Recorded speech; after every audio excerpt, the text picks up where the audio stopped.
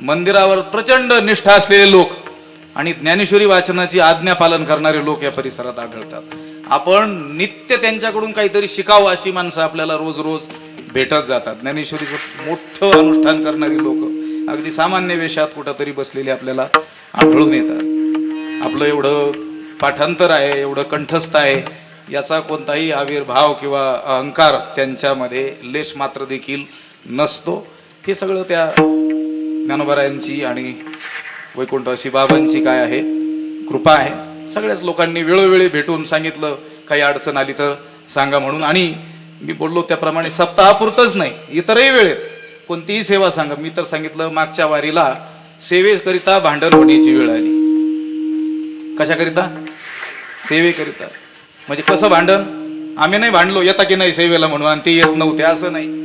एका गावाला सांगितल्यानंतर 3 गावाचे लोक आले आणि त्यांनी सांगितलं आमचीच सेवा आज आहे म्हणून. मी म्हटलं ही अशी भांडणं होणं चांगलं. लक्षात आलं? प्रत्येक वारीला आणि मोठ्या स्वरूपात झाली पाहिजेत भांडणं. कोणती भांडणं? सेवेची. ही माझी सेवा आहे, आमची सेवा आहे, प्रत्येकाला असं वाटलं पाहिजे. आणि ते वाटणं स्वाभाविक आहे, वाटणार आहे. का वाटू नये? वाटत नसेल तर त्याच्यात तुमचा नाही आमचा दोष आहे. लक्षात आलं का? आम्ही तुमच्याशी तसा जर व्यवहार ठेवला, कारण ज्याकरिता आम्हाला तुम्ही इथं जर नियुक्त केलं असेल किंवा जी अपेक्षा तुम्ही आमच्याकडून बाळगत असाल ती जर आम्ही पूर्ण केली तर तुम्ही का प्रतिसाद देणार नाहीत? लक्षात आलं का? पिढ्यानपिढ्या इथं जोडलेली आणि सेवा करणारी, सेवेची इच्छा असणारी अनेक मंडळी आहेत, सगळीच मंडळी आहेत. देवस्थान सगळ्यांचंच आहे. या क्षेत्रामध्ये राहणाऱ्या लोकांचं कर्तव्य आहे रोज ज्ञानोबारायांचं दर्शन केलं पाहिजे. आळंदी क्षेत्रातील लोकांकडून आपण हे शिकलं पाहिजे. आम्ही सगळी गुरुबंधू मंडळी आळंदीला अनेक वर्ष राहिलो. आळंदी नगरीतील जे मूळचे लोक आहेत त्यातील 90% लोक रोज माऊलीच्या दर्शनाला येतात.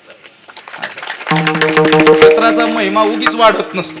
गावकरी ते राव नकरी आपण जे म्हणतो ती गावापासून परिसरापासून काय होत असते सुरुवात होते. आणि तालुक्यातील परिसरातील लोकांना आम्ही सांगतो ज्ञानोबारायांच्या दर्शनाला महिन्यातून कमीत कमी एकदा तरी या म्हणजे याच.